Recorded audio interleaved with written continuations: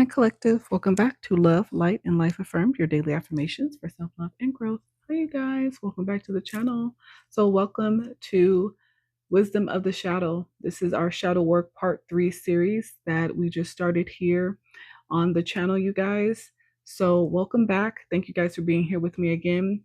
As discussed earlier, when I did the first video for Wisdom of the Shadow, this is basically where we talk about divine lessons, collective unspoken messages, and unspoken truths from the narcissist and from the empath. I also go over what we call threads of soul, which are questions that I leave with you as a collective to contemplate on for you to work through. Because usually it's something that you're struggling with. And at the end of the message, I give you guys your Wisdom of the Shadow Oracle. So, welcome back, you guys. So, let's talk about these divine lessons, right? By learning these divine lessons, by passing the test and healing these past wounds you have, it aligns you with the divine abundance that's waiting for you once you do the work. So, this is why I like to go through these with the collective. Not all situations will pertain to you. So, please take what resonates and leave what does not. That is very important, especially when we're talking about shadow work. Everybody has different situations, different type of connections that they deal with. Okay, collective. So just take what resonates for you. But let's start with our divine lessons. Let's see which are important for the collective to address today. Toxic date, temporary obsession. So this is about being charmed with sweet words only to reveal their true nature in whispers of chaos, manipulation, and gaslighting. The lesson here, collective, is that loneliness is never a good enough reason to ignore the red flags of your intuition. So a lot of people do online dating. Me personally, with all of the ways that people have fake profiles, they troll people's pages. I think every content creator deals with that on a certain level. It's interesting that people don't think that we're aware of it, but this is a situation of online dating. And because you are lonely, collective, you ending up with someone that is gaslighting you, only to put you in a situation where now you're dealing with chaos, you're being manipulated, you're being gaslit. It's basically saying don't ignore the red flags of how you feel about an individual because you are lonely. Okay. Sometimes the cost that you pay to be connected to someone is not worth the price that you had to pay. Sometimes it's just worth being by yourself until you come across that right person for you. Undue possessive energy, the grip that claims. A lot of these are repeated, so I feel like these are very important in the collective. Entitlement without foundation, attachment without invitation. This energy latches on where it has no claim. A stranger, a casual friend, a coworker, a new love interest, a family member not seen in years. Suddenly, their presence booms too close. Their expectations are too heavy. It demands priority it never earned, reacts to boundaries as betrayal, and twists connections into control. So be wary. Are they drawn to you, collective, or are they trying to consume you? Firm boundaries is key in this type of situation. So this is about a particular individual or individuals, again, friends, co-workers, romantic partners, family members, it doesn't matter. But this is a type of energy that expects you to prioritize them, but they have no foundation to the entitlement of being prioritized, meaning that you've only known them for a few weeks if this is somebody you're dating, but all of a sudden they want you to get rid of any other obligations that you currently have and put them as top priority. And any type of boundaries that you set that don't allow them to completely consume you, they make it seem like they are the victim and that you are betraying them. This can pertain to a family member you have not seen in years that comes back into your life all of a sudden, and they need all of your time, money, attention, and everything else. And because you don't know what their intention is, you create boundaries. So now they are playing the victim. So be mindful of these type of energies, collective, and create healthy boundaries. Okay. What else? Energy drainer. Yeah, like I said, a lot of these are repeated. So a lot of you guys deal with these type of energies often in the collective. So this energy takes more than it gives. It leaves those around it feeling depleted, heavy, and exhausted. It latches onto kindness, feeds on attention, and drains vitality like an unseen weight. Conversations feel one-sided, presence feels suffocating, and no matter how much you give, it is never enough. Always be sure to fill your own cup first, even when no one else can. This can be romantic partners. This can be friends, coworkers, and family members. An energy drainer is someone who constantly needs attention, who is never satisfied, who constantly needs the focus to be on them.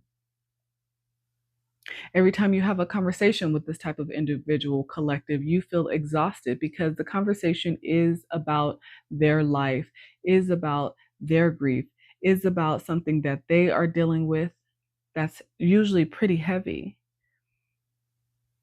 It's never about you.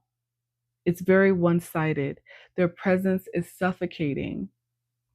You feel like you need space, but they're always trying to take your attention for themselves.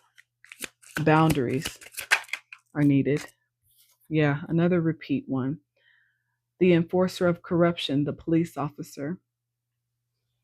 Sworn to protect but drunk on power. They remind you that justice is not always fair and authority is not always righteous. Either through intimidation, injustice, or abuse of power, the lesson was clear. Discernment is survival, and not all who wear a badge serve with integrity. Unfortunately, people are greedy when it comes to power. People make power make people feel this level of entitlement. Power sometimes make people forget that they are also people. It takes them from our reality into their own fantasy world of being too powerful for consequences. They forget that if they have family, they wouldn't want their family members to be in the same situation that they put others in, right? Another repeated one. Heavy energies in the collective with these divine lessons. Wow. Child's connection, the hidden puppeteer. Whether it's a parent, a friend, a mentor, romantic partner, or another influence, they shape your child's path in ways you couldn't foresee. The lesson is that not everyone who enters your child's life comes with good intentions, and some are sent to sever what you were meant to build. So you have to be mindful, collective, of the people that you invite into your life, especially your kids' life, right? It's sad to say, but it is true. People don't always come with good intentions, and it doesn't matter if it pertains to children. Unspoken truths and messages of the empath and the narcissist. So, collective, I would assume in this situation, most of you guys are the empathic energy here. Some of you may have narcissistic tendencies. So, trigger warning. If this is offensive, then if it's too difficult to listen to, that's okay. This may not be a message for you then. But this is for knowledge. This is for acknowledgement. This is for learning purposes. So if you want to come out of this type of energy and you can accept the messages, then that's amazing. Then you are in the right place. Okay. I use your emotions against you. Exploiting your feelings ensures that I steer the relationship. This is number 23, could be significant. The number 5 could be significant. This is an unspoken truth of a narcissist.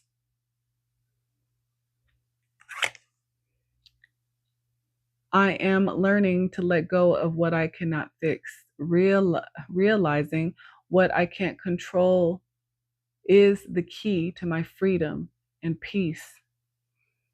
The number 3 or the number 8 might be significant. This is an unspoken truth of an empath. So this is a lesson. Learning to let go of what you cannot fix. You cannot heal people who are broken on the inside. As an empath, no matter how much you love them, your love is never going to be enough to fix them. So sometimes if you see that you are connected to someone collective that has trauma from their past that they have not let go, but they are choosing not to deal with or fix, it will only continue to harm you. You have to let go and allow them to choose to heal if they want, but take yourself out of the equation. Otherwise, you will continue to be brokenhearted, right? I am more than your healer. My worth isn't defined by what I can fix in others. Again, number 14 could be significant. Unspoken truths of an empath. Yes, you are more than a healer. You are more than the person that should be called on when someone is going through something and they know that you're going to pick up the phone at 2 a.m. collective. You deserve more than that. You deserve an equal give and take. You don't deserve to constantly be the person that has to listen to other people's problems. But anytime you need someone, nobody is there to answer your call. I push you away before you can reject me. Rejection terrifies me, so I create distance in order to control the script. Number 25 could be significant. The number 7 could be significant. This is an unspoken truth of a narcissist. This is someone who is insecure, who doesn't like rejection because they have abandonment wounds. Those abandonment wounds created this narcissistic characteristic within them. Yes. So they have learned to control the narrative, control the emotions of others. And by doing the push pull, by doing the ghosting, by popping up every 3 or 4 days with no contact, doing the love bombing, the gaslighting, this allows them to stay in control of the relationship, stay in control of the script. It's a protection mechanism for them, but it's hurtful for everyone else. I feel guilt for wanting to let go. Leaving feels like betrayal, even though staying breaks me. Number 22 is significant. The number 4. So this is coinciding with this one. So this is the opposite of I am learning to let go of what I cannot fix. This is in the beginning stages when you feel guilt for wanting to let go, knowing that it's constantly breaking your heart to stay in a connection with someone who is not willing to heal, who likes that lower version of themselves, that is not ready to accept accountability, that they hurt others with their actions, with their words. But as an empath, you feel guilt for wanting to let go and walk away. You feel as if you are betraying a connection, but this is not a true connection. This is a false connection based off of unequal give and take.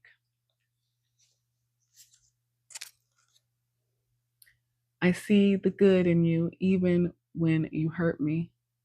My compassion keeps me tethered to the hope of your redemption. Number 18 could be significant. The number 9. Again, this is in the beginning stages before that realization of learning to let go.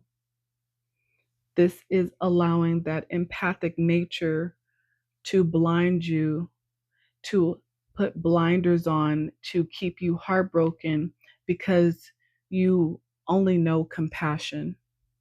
It's self-harm.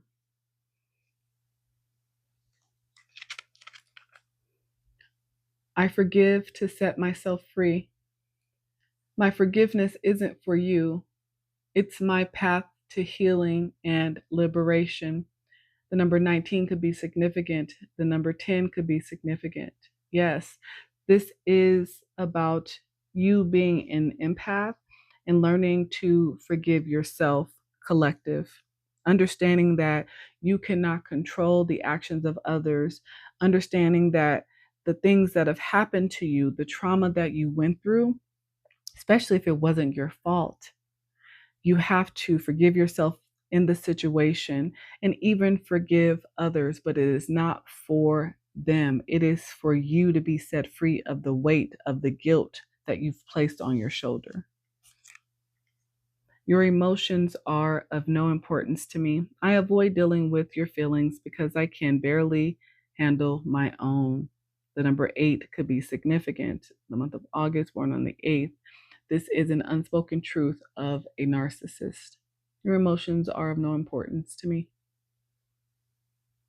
because they don't even deal with their own collective. They don't look at their own feelings, emotions, their own truth. They don't care. They don't want to feel. And the mistake of the empath is thinking that if you pour more love into a narcissistic individual, that they will start to feel what you feel, but they will not, because their actions are not based on emotion. They are based on survival. Your pain is inconvenient to me. I can't process your emotions because they threaten my fragile sense of self. Number 33 could be of importance. Number 23, the number 5. Exactly. The narcissist doesn't want to deal with your pain. It threatens you figuring out that they don't have emotions, that they're even more sensitive than you are and insecure.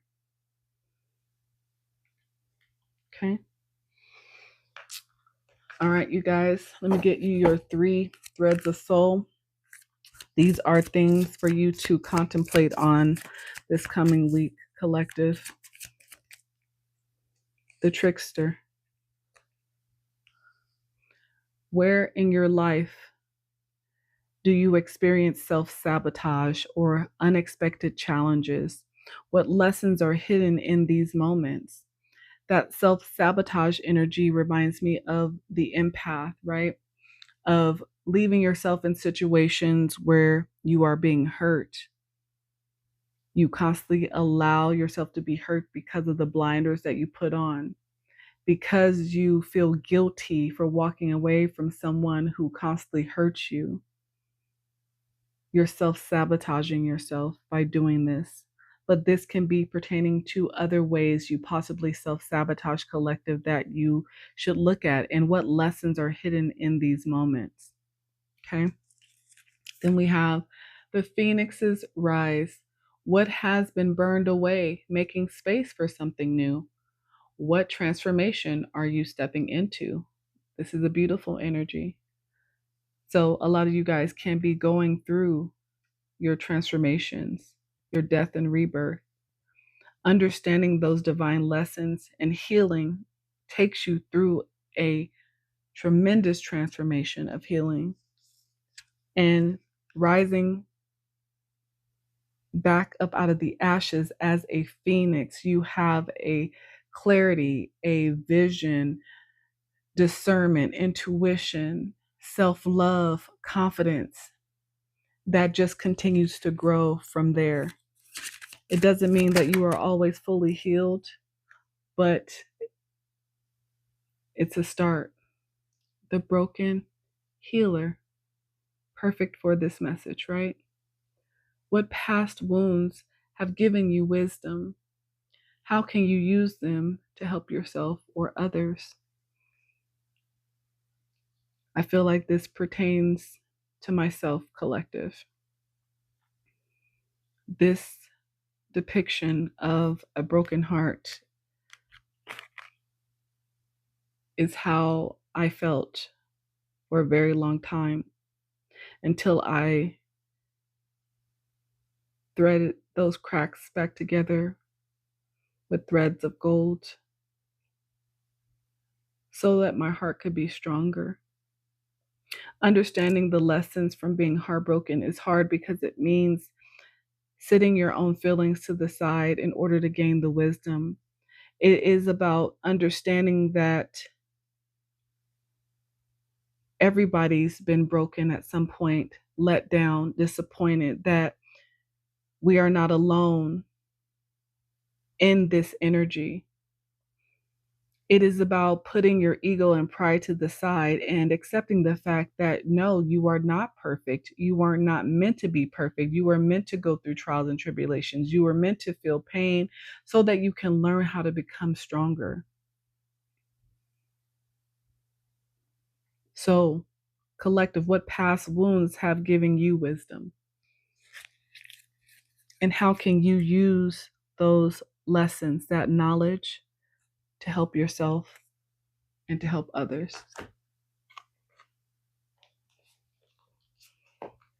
You can give you your wisdom of the shadow oracle. What's the most important wisdom of the shadow oracle for the collective this week? Soul care.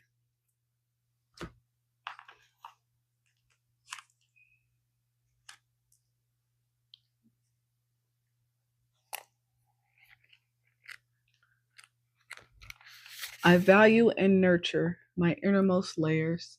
I make time to care for my soul. We are far greater than our bodies, our minds, and identities. We are beings more infinite than we know or can fathom. There are countless layers we cannot see or identify, yet we are interconnected to it all. How intertwined do we allow ourselves to be with the infinite aspects of who we are? Do we walk in disconnect with ourself, our soul self, or is our soul our core wisdom keeper and informant of our day-to-day lives? Our soul needs care, intentionality, and awareness. If we create the time to tune into our soul awareness and allow our soul self to speak to us, we can walk our lives with a deeper sense of wholeness, interconnectedness, and ease. We must remember to care for ourselves at our innermost core layers and notice what experiences, interactions, and acts bring a deep soul fulfillment and nurturance to the core of our beings. Consider what lights the inner flame, the most primal core layers of who you are. What makes you feel in connection with your innermost creative passion? What creates a deep opening in your heart center? What is your soul longing for at this time, collective? What care and tending is your soul self asking of you? How connected are you to your soul self on a regular basis? How does your soul self inform how you walk through your life? What does your soul need most right now, collective?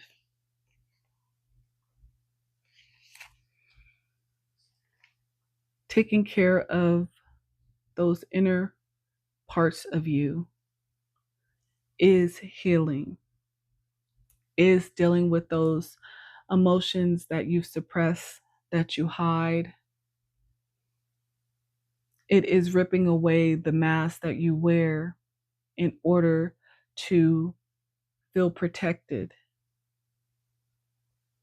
in order to keep others from feeling uncomfortable about who you are. Soul care is about loving yourself, showing yourself love, understanding that you deserve the best because that is what you give to others. So why would you accept less? As an empath, as a wounded healer, I understand because I've walked those shoes for a very long time until recently.